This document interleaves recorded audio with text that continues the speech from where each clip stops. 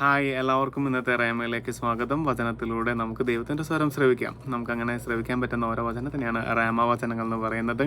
ഇന്നത്തെ റേമ വചനത്തിന് വേണ്ടി നമുക്കൊന്ന് പ്രാർത്ഥിച്ചു ഒരുങ്ങാം.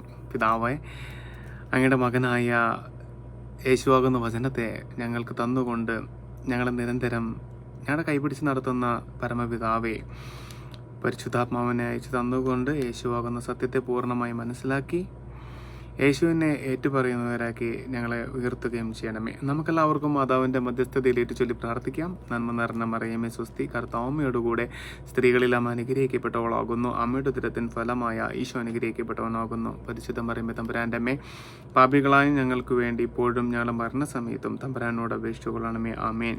അപ്പോൾ നമുക്ക് ഇന്നത്തെ വചനം കണ്ടെത്താം. വചനം എന്താ? ഈ ഒരു ഭാഗത്ത് നിന്നാണ് നമ്മൾ എടുക്കുന്നത്. 1 കൊരിന്തോസിൻ്റെ 11-ാം അധ്യായത്തിൻ്റെ 14-ാമത്തെ വാക്യം. 1 കൊരിന്തോസ് 11:14. നീണ്ട മുടി പുരുഷന് അവമാനമാണെന്നും സ്ത്രീക്ക് അത് ഭൂഷണമാണെന്നും പ്രകൃതി തന്നെ പഠിപ്പിക്കുന്നില്ലേ? തലമുടി സ്ത്രീക്ക് ഒരു ആവരണമായി നൽകപ്പെട്ടിരിക്കുന്നു. അഭിപ്രായ വ്യത്യാസമുള്ളവരോട് എനിക്ക് പറയാനുള്ളത്, ഞങ്ങൾക്കോ ദൈവത്തിൻ്റെ സഭകൾക്കോ മേൽപ്പറഞ്ഞതൊഴികെ മറ്റൊരു സമ്പ്രദായവുമില്ല എന്നാണ്. ഇത് നമ്മുടെ വസ്ത്രത്തെക്കുറിച്ചും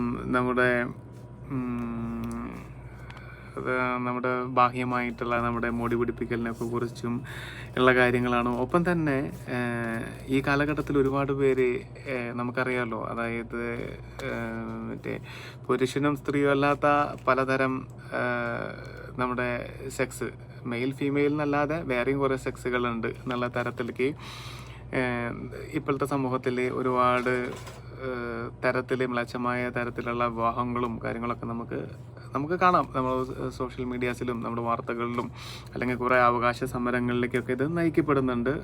നമ്മളും ചിലപ്പോൾ കുറേയൊക്കെ അതിൻ്റെ ഭാഗമാകുന്നുണ്ട്. എങ്ങനെയാണെന്ന് വിചാരിച്ചു കഴിഞ്ഞാൽ ഇതിനൊരു മൗനസമ്മതം മൂളിയിട്ട്.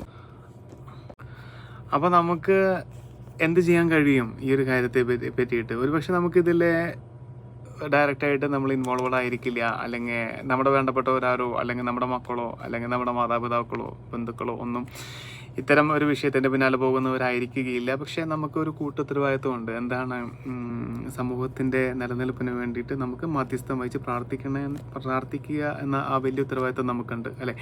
സൊദോമും ഗൊമോറയൊക്കെ നശിക്കാൻ, അല്ലെ, ഉന്മൂലനം ചെയ്യപ്പെടാൻ തന്നെ ഉണ്ടായൊരു കാരണം ഇത്തരം പാപങ്ങളാണ്.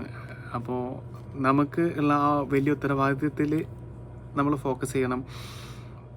നമുക്ക് അറിവില്ലായ്മ കൊണ്ട് പലരും ഇത്തരം പാപങ്ങളിൽ ചെന്ന് വീഴുന്നുണ്ട്. അവർക്കെല്ലാവർക്കും വേണ്ടി നമുക്ക് മധ്യസ്ഥം വഹിക്കാൻ സാധിക്കട്ടെ. ദൈവം നമ്മളെ സമൃദ്ധമായി അനുഗ്രഹിക്കട്ടെ. ആമേൻ.